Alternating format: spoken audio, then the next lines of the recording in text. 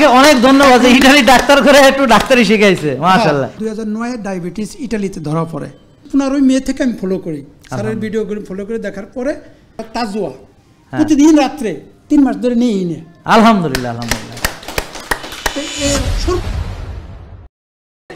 মানে এক শহরে থাকে আর কি, শহরে। জোরে জোরে আসসালামু আলাইকুম। ভালো বছরে 2024 সালে আমি তাকে ভিডিও ফলো করি এবং আমার 2009 ডায়াবেটিস ইটালিতে ধরা পড়ে। তো অনেক ওষুধপাতি দিছে, ইনসুলিন দিছে, কোথাও কাজ হয় না। 24 পর থেকে যখন আমি মে মাসে 15 মে থেকে আমি ফলো করি, স্যারের ভিডিওগুলো ফলো করে দেখার পরে ওদের আবার 3 মাস পর পর চেক আপ হয় ডায়াবেটিসের। চেক আপ দেওয়ার পরে ওরা বলতেছে কি তোর এত পরিবর্তন হলো, কারণ কি? সামনে রোজা চলে আসলো, রোজা থাকলাম, আমি শর্টে জিনিসটা নিয়ে আসতেছি। আমার বলছে ডাক্তারে যে রোজা থাকতে পারবে না। কেন?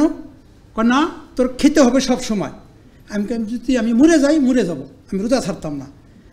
তা আমি প্রতিদিন 40 মিনিট করে হাঁটে যা পরে রোজা থাকি, নামাজ পড়েই একবেলা খাই। খাওয়ার পরে দেখি কি আমার পরিবর্তন হওয়া যেতেছে। আমার 83 কেজি ছিল, আজকে মাপ দিয়েছি 70 কেজি। মাশাআল্লাহ, 13 কেজি।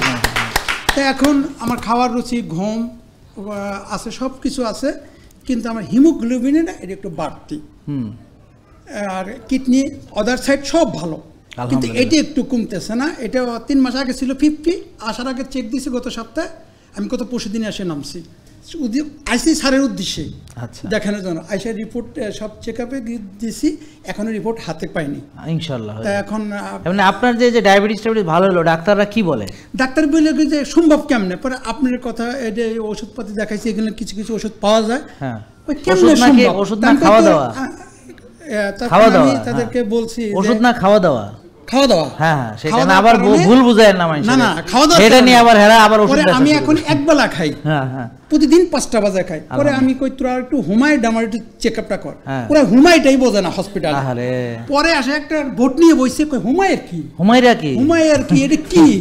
ওইটা তো চেক ওরা বোঝেই না। হ্যাঁ, আমি কই এবার যাই, আমি ভালো করে বিশ্লেষণ করে বুঝিয়ে আসি।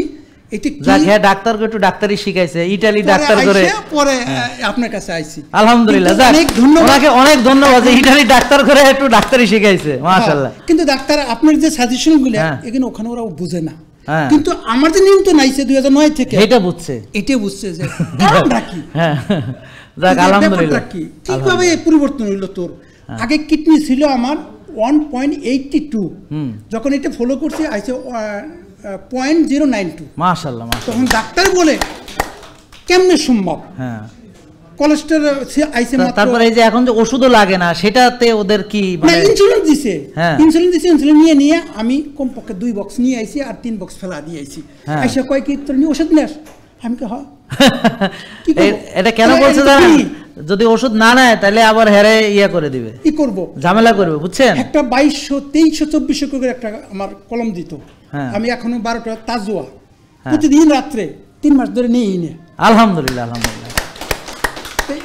সর্বদিকে মানে শুধু এখানে একটা মেটফরমিন ট্যাবলেটটা খাই, আর প্রেসার ওষুধ। অসুবিধা না, আজকে এসেছেন যেহেতু আপনাকে আমরা দেখে যা যা দরকার পরামর্শ দিব, ইনশাআল্লাহ একদম সুস্থ থাকবেন ইনশাআল্লাহ। থ্যাংক ইউ, অনেক ধন্যবাদ, অনেক ধন্যবাদ, জাযাকাল্লাহ।